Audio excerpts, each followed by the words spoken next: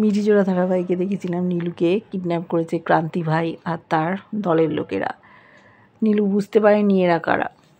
ওদিকে রাই অনির্বাণ একে অপরের সাথে কথা বলছে, ঘুমোতে পারছে না, নীলুর কথা ভাবছে। নীলুকে কিছু মাসে মাসে টাকা পাঠাতে বলেছে অনির্বাণ। ওদিকে নীলুকে নিয়ে চলে গেছে ওরা ঝাড়খণ্ডে। সেখানে নিয়ে গিয়ে ওরা বলেছে তোমার কাছে যা আছে আমাদের দেবে। ভেবেছে বড়লোক ঘরের মেয়ে, বাড়িতে ফোন করবে, তারা টাকা পয়সা দেবে, ওকে ছেড়ে দেবে। নীলু হেসেই অস্থির, ওর জন্য কেউ এক পয়সা খরচা করবে না। ও জানিয়েছে ওকে বাড়ি থেকে তাড়িয়ে দিয়েছে। এরা বিশ্বাস করতে পারছে না, কিন্তু ক্রান্তিভাই বলেছে ঠিক আছে তুমি আমাদের সাথে কদিন থাকো, তোমার সব শেষ সম্বল আমরা দিয়ে কলকাতায় পাঠিয়ে দেবো। কিন্তু ও ওখানে আর ফিরে যেতে চায় না। যার চালচুলো নেই, পিছুটান নেই, কেন যাবে?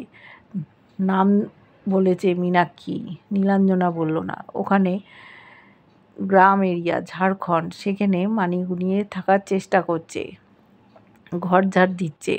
আরেকটি মেয়ে আছে, সে রান্না করে। এদিকে নমিতাদি চলে এসছে রায়ের কাছে। নিশ্চিন্ত হয়েছে অনির্বাণ। নীলুর কি হয় দেখতে থাকো।